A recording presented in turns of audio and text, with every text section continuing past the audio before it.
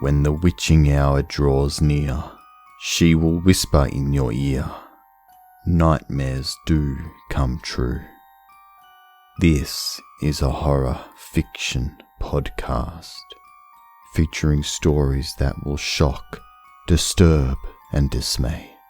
You're listening to the Dark Lady Podcast.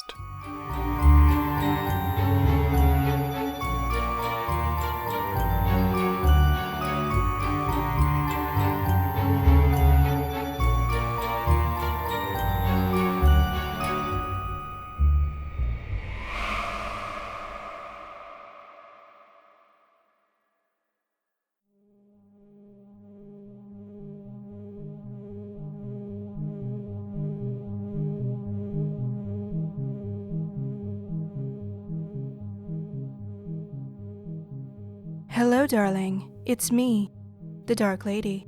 Welcome to the horror show. Do you remember what it's like to be young and in love?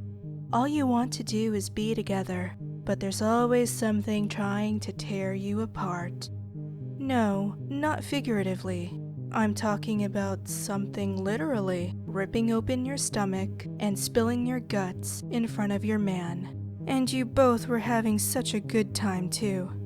It's embarrassing, but these things happen. Besides, how else are you going to know that you two are meant to be together? Is there really nothing he wouldn't do to keep you safe when you're both trapped like rats? Will he throw himself at the monster to protect you? Will he die screaming so that you can get a 2-minute head start? Now that's true love. Let me tell you a story about 2 college students from Sunnyside, California, Kyle and Chelsea. On July 4th, 1997, these lovers took a drive up into the mountains to get a better view of the fireworks show. Everything would have been fine if they didn't ignore that no trespassing sign. This is the Bunny Man.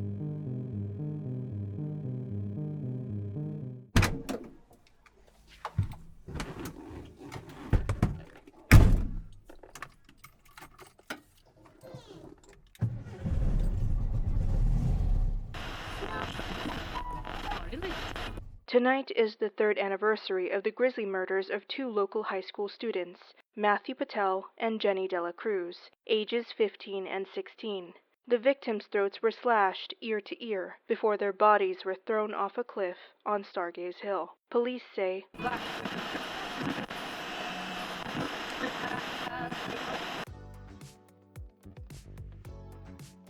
My name is Chelsea Tran.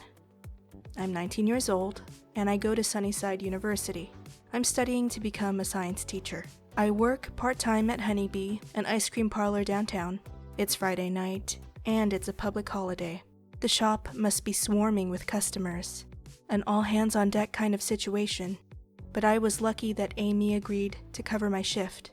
I had to make it up to her later. I really needed the night off. I took my red 1990 Volkswagen Beetle to the car wash and sprayed a little of my perfume on the front passenger seat. Then I put on some red lipstick and smoothed out the wrinkles on my dress before driving to the university dormitory. I looked out of the window and smiled at the tall, blonde guy sitting on a stone bench. He was wearing a blue hoodie and khaki shorts.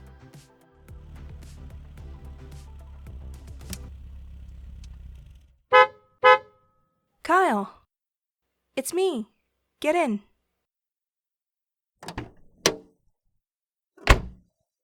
Hi, Chelsea. How are you?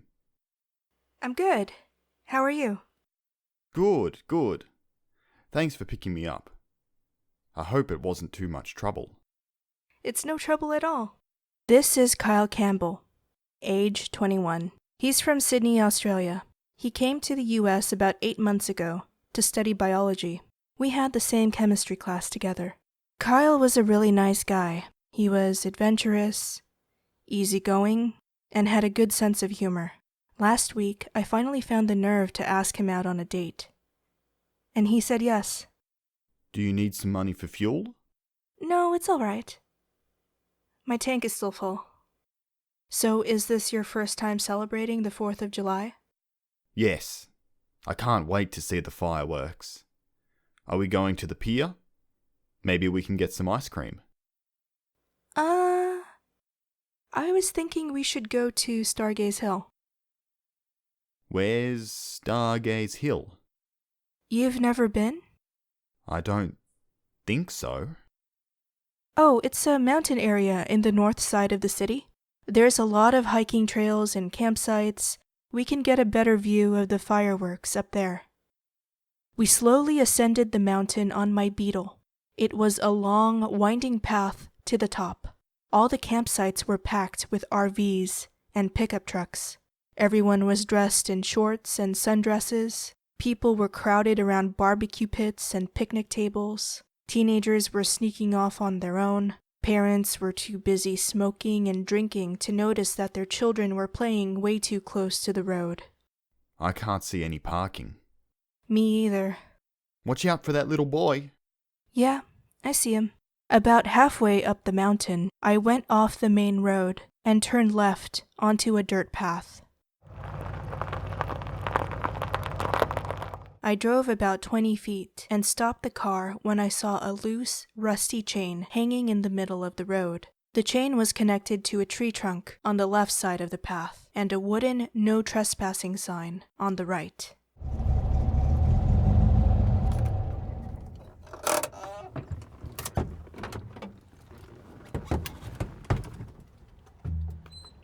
Hey, where are you going? Don't worry, I'll be right back.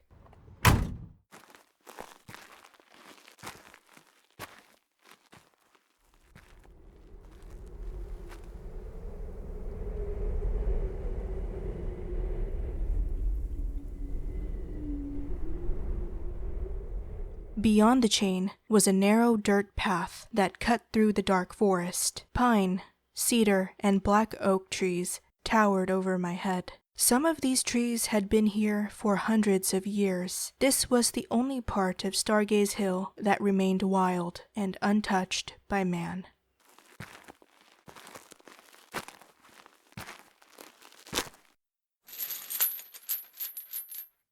I walked over to the no trespassing sign and picked at the padlock with my hairpin. A few minutes later, the lock clicked open. I dragged the chain and padlock to the other side of the road, clearing the path. Then I went back to the car. Are you ready? Are we going in there? Yes. Here's the plan. There's a small clearing at the end of this road. It has the nicest view of the city. We'll stay there for about an hour and watch the fireworks. But that sign says no trespassing, and the road looks very narrow. Cherry can make it through just fine. Cherry? Yeah, Cherry. That's what I named my car. She's small enough to get through. And before we leave, I'll put the chain back on the sign. That way, no one will ever know we were in there. Are you sure this is safe? It can get a little spooky at night, but no one will bother us. I don't know. Are you scared? Of course not. Do you trust me? Okay, I trust you. We pulled forward.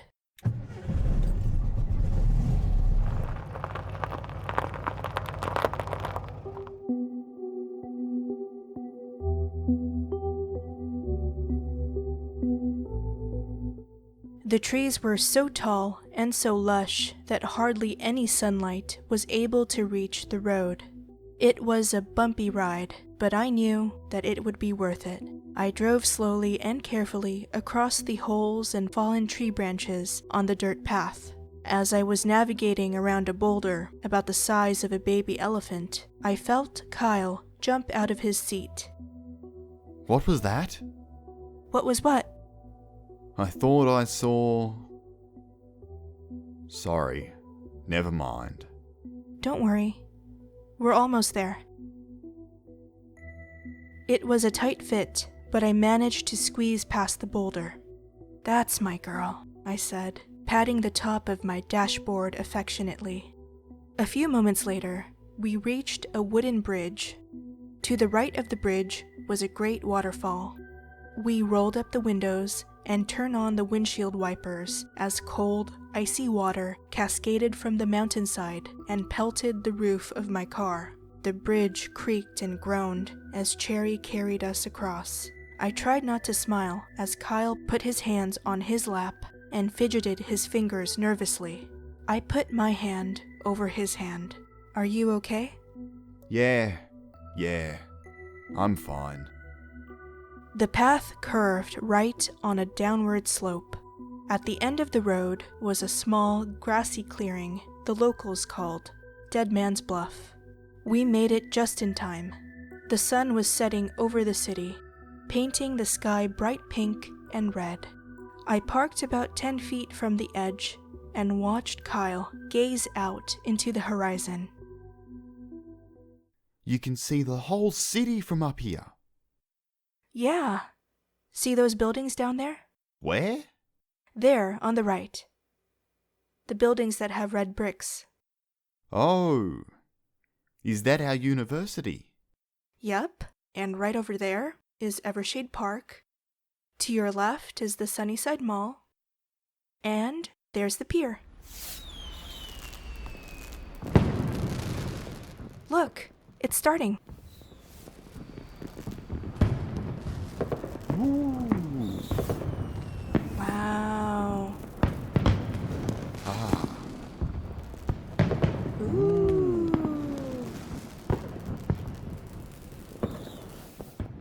It's beautiful. Thank you, Chelsea. Yeah. Don't mention it. I smiled at him. Kyle was different from the other guys I dated. You wouldn't believe what kind of freaks are out there. But Kyle was kind and considerate. He had a good heart. Kyle started to move his hand, but hesitated. He looked away for a moment. He seemed unsure. I put my hand over his hand and brought back his gaze. "Kyle, it's okay." The last of the fireworks ignited the night sky. I closed my eyes as we kissed. His lips were soft and sweet. I was in heaven. A few moments later, Kyle suddenly pulled away. "What's wrong?" Someone is watching us. "What?"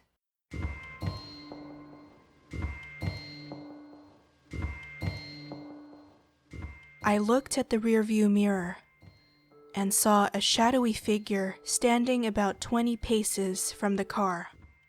The man was a giant. He was 6, maybe 7 foot tall, with a stocky build. He wore a gray fursuit with 2 long bunny ears stitched on the sides of his hood. There was a white papier-mâché mask over his eyes. Is that a Halloween costume? It's not Halloween. Lock the doors. The man in the rabbit costume stared at us for several minutes before disappearing into the forest. What was that all about? I don't know. I started the engine and put the car in reverse. I turned on my high beams and peered through the trees. Nothing moved in the darkness. The strange man was nowhere to be seen. Let's get out of here.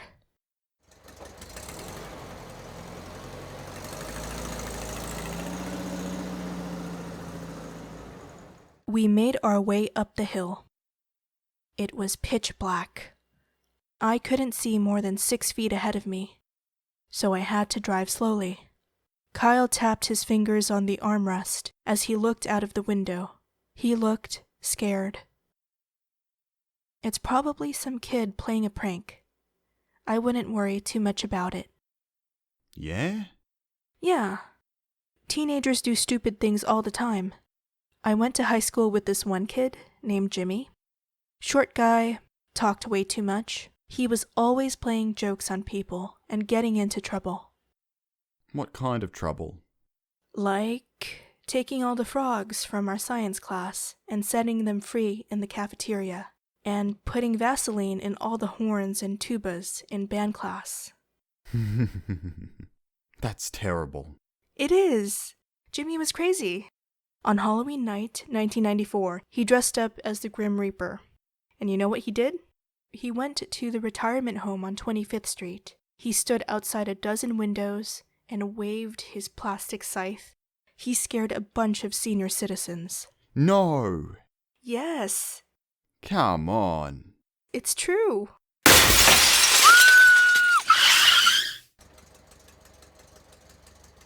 Suddenly, something struck the back of my car, shattering the rear window.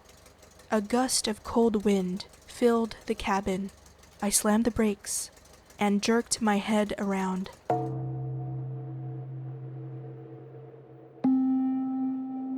My stomach twisted into knots when I saw a hatchet laying in the back seat.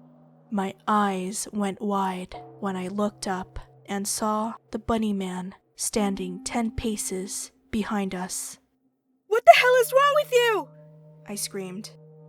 I fell silent when the man lifted up his arms, revealing a sharp wooden axe. The blade glinted against my rear headlights. There was no mistaking it now. He was trying to kill us. Chelsea, we have to go. I turned the key, but the engine stalled. No. Come on! What's wrong? It won't start. The Bunny Man advanced towards the car, with the axe raised high above his head. We were trapped, like rats. There was no way out. Chelsea! I'm trying! What do you want? Leave us alone!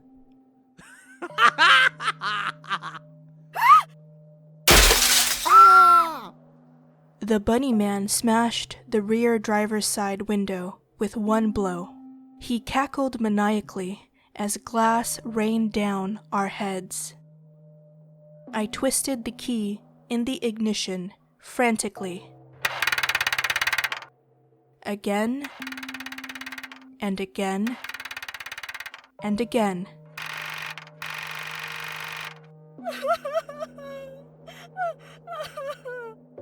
The engine stuttered, but would not turn over. The Bunny Man took his time, taunting us, and relishing in our screams. He circled our car slowly, like a wolf. He pushed his face against my window. His eyes and nose were hidden with a papier-mâché mask shaped like a white rabbit. His breath fogged the glass as he showed me his yellow, rotten teeth.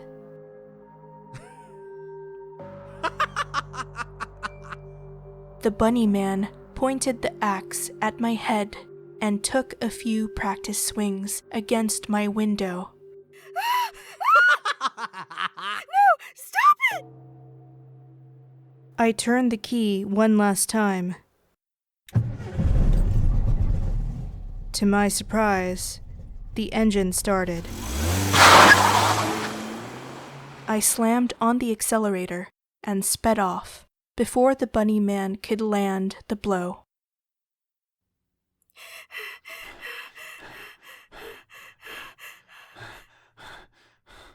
Are you okay? I'm fine. I'm okay. Are you? I think so. Who was that? I don't know. I don't want to know. We have to get out of here. I knew the road like the back of my hand, or at least I thought I did. My hands trembled as I gripped the steering wheel. This was no longer a quiet and tranquil place. The The land had become foreign and hostile. There was danger at every turn. I jumped when I heard a cackle echoing through the trees. Did you hear that? Hear what? I heard laughing. He's here. I don't see anything. But he's here. There's no way he would have caught up to us. But Watch the road. We're going to be okay. Just watch the road. Kyle, I am so sorry. We should have gone to the pier like you wanted. It's not your fault. You didn't. I didn't even see it coming. There was a spike trap in the middle of the road. All 4 of my tires blew at once. I lost control of the car and crashed into a pine tree. All of the airbags deployed, but it wasn't enough to soften the blow. My head knocked against the steering wheel, and I blacked out.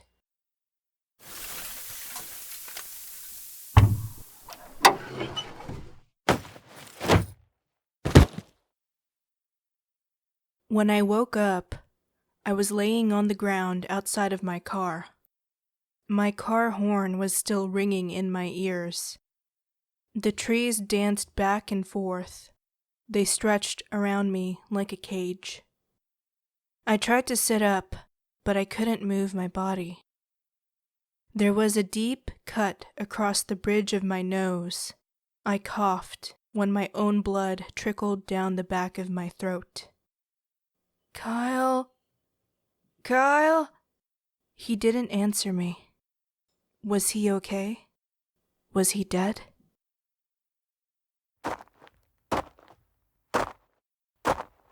I heard footsteps coming from the other side of the car. Kyle?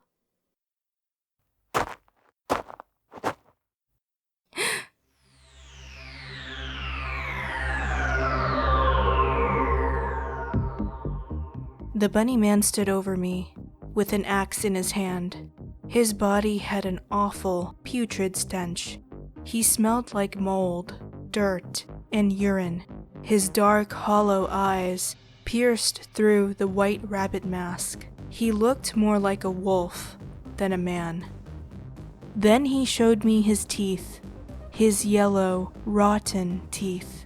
He grinned from ear to ear. His mouth was big enough to eat me whole.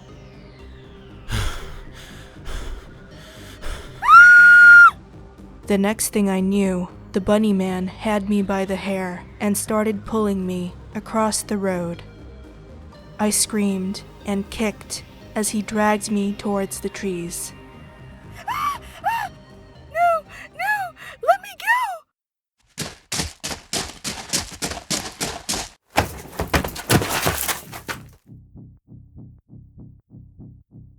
It all happened so fast. Someone came sprinting across the road and charged at the bunny man, knocking him to the ground. I sat up and saw Kyle on top of the man, punching him and frantically trying to wrestle the axe out of his hands. Chelsea, run! As Kyle was distracted, the bunny man let go of the axe. Then he pulled a butcher's knife hidden under his sleeve and stabbed Kyle in his right shoulder. Ah! Kyle! No! Kyle fell to the ground. The bunny man watched Kyle scream and writhe for a few moments before picking up the axe. He did a few practice swings as Kyle tried to crawl away. The bunny man raised the axe over Kyle's head. Before he could bring it down, I jumped on his back and was on him like a cat. I scratched at the bunny man's face and tried to rip off his hood. It felt like his body was made out of stone. His arms were as thick as trees. We struggled for a few moments before he threw me down like a rag doll.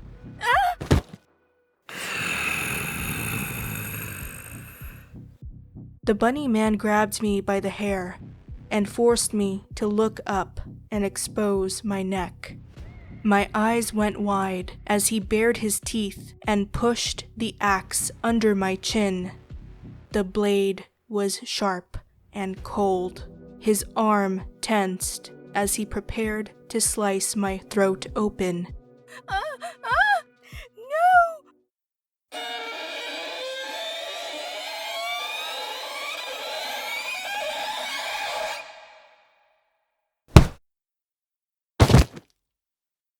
I heard a sharp whack.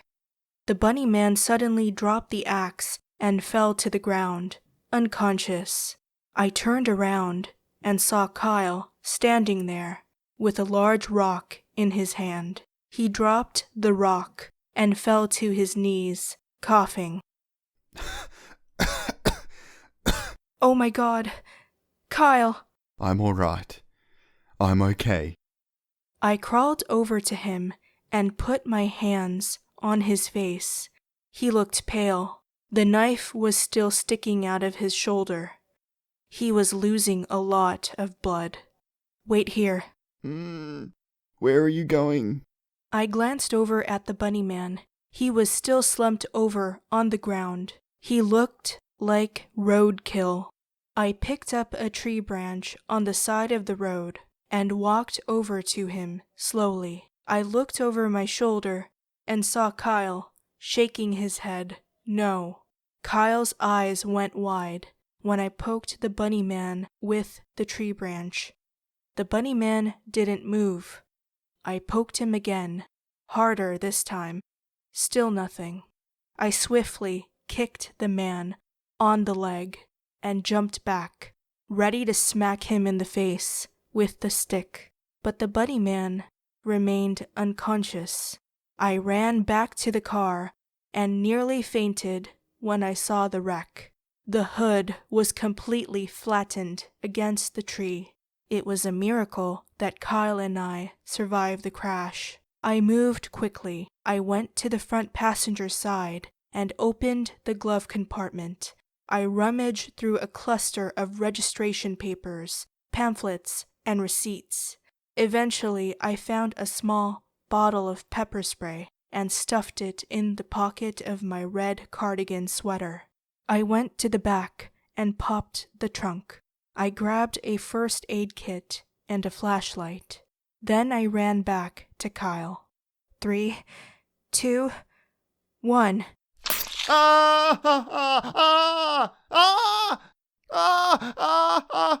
Damn it! I pulled out the knife and waited for Kyle to stop screaming. Then I poured some peroxide on his shoulder and dressed the wound with some bandages. That's the best I can do. Here, let me help you up. Put your arm over me. Can you walk? I think so. We're not far from the main road. It will take us about 15 or 20 minutes to get there. We just have to keep following the path.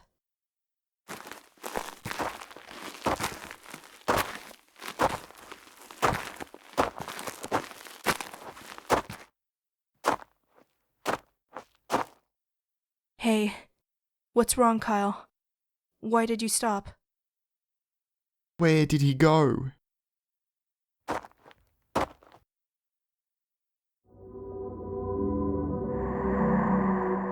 I turned around and saw that the bunny man was no longer laying on the side of the road. He was gone, and so was his axe. Chelsea. Chelsea! Chelsea! What? What? We're going to get out of this. We just have to keep going.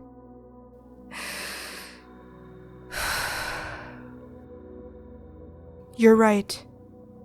Let's go. We followed the path, with nothing but a small flashlight to guide us. My eyes shifted left and right, forwards and backwards. I had a feeling that the bunny man wasn't finished with us. He wouldn't let us go so easily. It was only a matter of time before he showed himself again. The night was endless. The trees seemed to go on forever. The shadows consumed us, blinding us, distorting our senses. We were in the belly of the beast.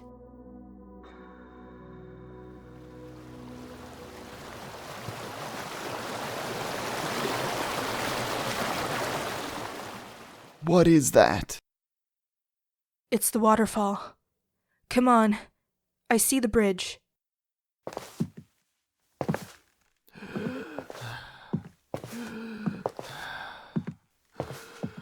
Oh. Oh my God, Kyle. We were halfway across the bridge when Kyle collapsed. Chelsea, Yeah? What is it? I'm only slowing you down. You have to go on without me. No! I'm not leaving you. Kyle, please, get up. We're so close. Oh, God.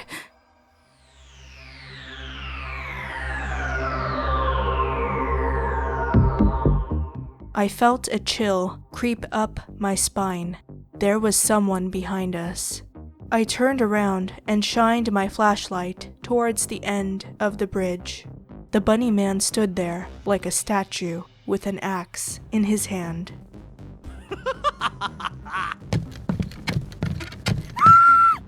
He charged at us, swinging his axe left and right wildly. Oh. Kyle, run! Oh. Oh. Ah! Kyle!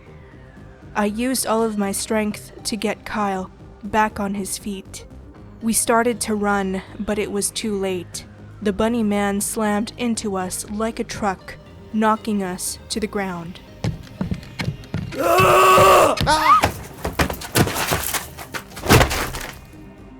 The bunny man did not hesitate this time. He grinned and licked his lips as I lay helpless at his feet. He raised the axe to the sky and swung it down on my head.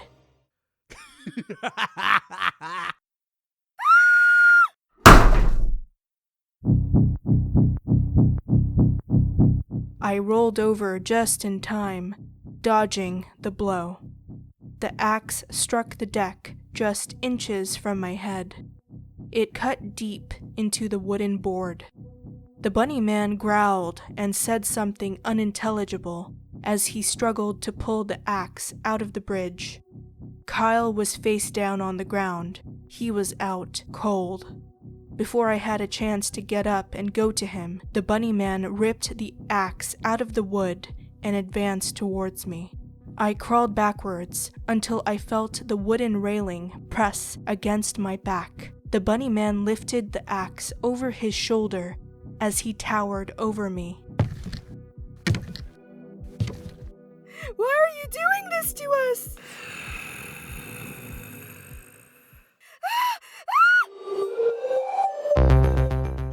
Kyle woke up when he heard my screams. He forced himself to get up and ran towards the bunny man, knocking him over the railing.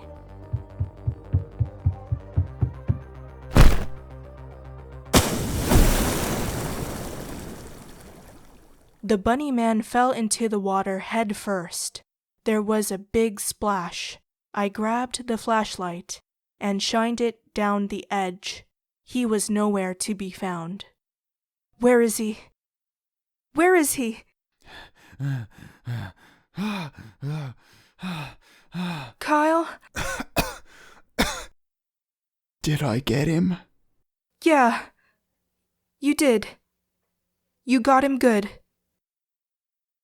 Hey, no, you can't fall asleep. Come on, get up. Oh. That's it. There you go. Oh. We're almost there. We walked off the bridge and continued down the road. A sharp gust of wind cut through the forest. The treetops swayed back and forth violently. their twigs snapping like bone. I recognized the large boulder laying in the middle of the road. As we passed the boulder, I saw a flicker of light in the distance. It passed through the darkness like a shooting star. It was a car. The main road was about 40 feet away. Kyle, look! It's the main road. Can you see it? Kyle was barely conscious. His hoodie and bandages were completely soaked in blood. If he didn't see a doctor soon, he would die. Come on, Kyle. We have to go. Keep moving.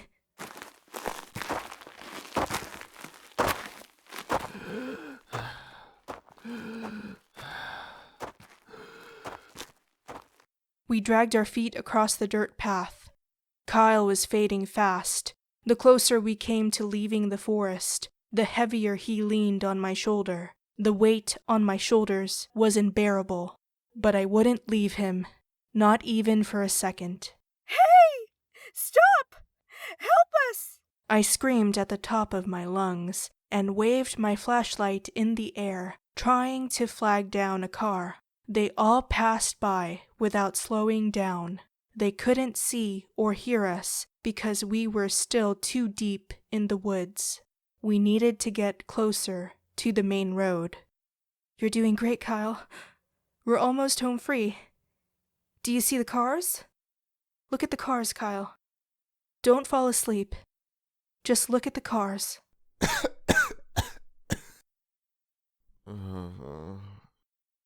This is probably the worst date you've ever had. I wouldn't blame you if you never wanted to see me again. But I'll get you out of this, Kyle. I promise. Just don't give up. I almost fell to my knees and cried when I saw the no trespassing sign up ahead. We only had to walk 20 more paces, and then we would be out of this godforsaken forest. The nightmare was nearly over. I took a deep breath and adjusted Kyle's arm over my shoulder. I took a moment to whisper a few more encouraging things in Kyle's ear.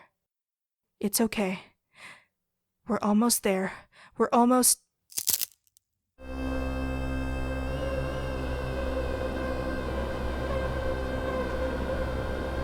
I heard a twig snap on the ground to my right.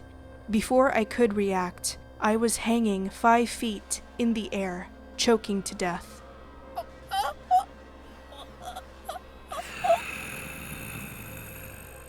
The bunny man had me by the throat. I looked down and saw a white rabbit mask. Behind the mask were the eyes of death, black, cold, and unfeeling. The bunny man bared his yellow, rotten teeth as he tightened his grip around my neck. He snickered as I kicked my feet and dug my nails into his arm. I couldn't hurt him. I felt myself grow weaker and weaker by the second. My eyes rolled to the back of my head. The world was spinning. I was starting to fade away. My arms went limp and fell to my sides. Just as I was about to go unconscious, my right hand grazed my pocket, and I remembered what was in there. As the bunny man laughed, I reached into my pocket and pulled out a bottle of mace. I aimed it at his face and squeezed the red button, sending a stream of pepper spray down his throat. The bunny man's eyes widened in surprise. He uttered a gurgled cry and let go of my neck.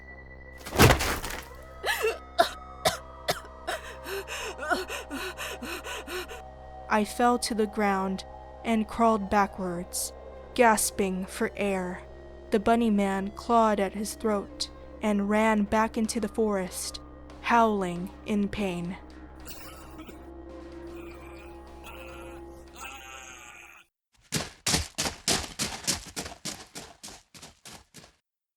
When I caught my breath, I got up and ran to Kyle. He was face down on the ground. Kyle, wake up. He wasn't moving. I rolled him on his back and pressed my ear against his chest. I listened carefully. His heart was still beating. He was still alive. I slapped him across the face and shook him. "Kyle, please, get up!" It was no use. He wouldn't wake up. I had to carry him the rest of the way. I grabbed him by the ankles and started tugging his body along the dirt path. Come on, Kyle. Come on. My lungs felt like they were about to burst. My legs were slow and heavy. Every step I took was agony. I looked over my shoulder and saw another car drive through the main road.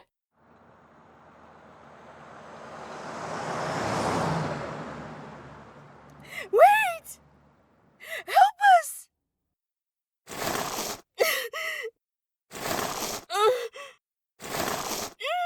I willed myself to keep going.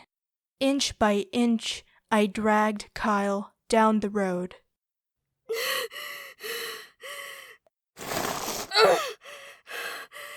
15 more paces. Please, Kyle. 10 more paces.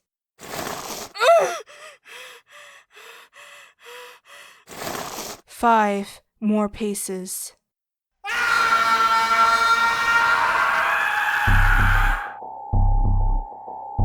We were a few feet away from the no trespassing sign when I heard an ear-piercing howl cut through the forest.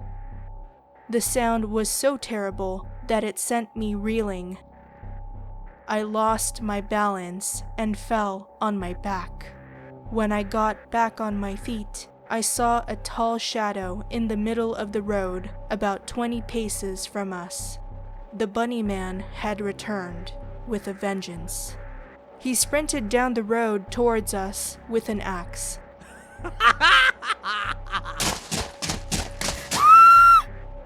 I put my hands under Kyle's arms and started dragging him backwards. Kyle, wake up! He's coming! I used what was left of my strength to drag Kyle a few more feet, but it was hopeless. Within seconds, the Bunny Man had already caught up to us. He stood over us, laughing like a hyena. Thick saliva trickled from his rancid mouth as he cackled and brandished his axe. When he raised the axe over his head, I knew that it was all over. I held Kyle tightly, closed my eyes, and screamed.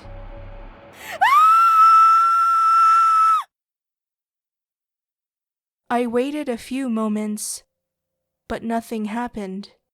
I opened my eyes and saw the Bunny Man standing there, calmly.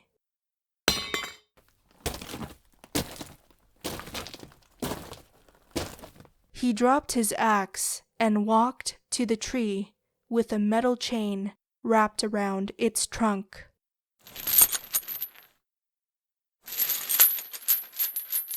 I stared at the Bunny Man, dumbfounded. He picked up the chain and dragged it to the other side of the road. Then he wrapped the chain around the no trespassing sign and locked it in place. The chain dangled only inches from our feet.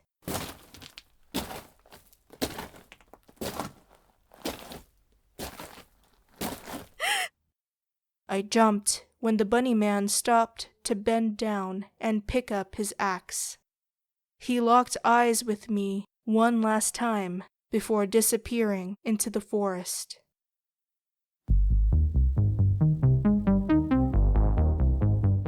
Kyle and Chelsea managed to crawl out of those woods by the skin on their teeth. They made it to the main road and flagged down an RV. And inside that RV was a very nice couple from Arizona. Mr. and Mrs. Taylor were more than happy to drive those crazy kids to the closest hospital. The moral of the story is, if you want to have a romantic evening in a creepy forest with your lover, don't. Well, that's all for tonight, darling. Until next time, this was the Dark Lady Podcast.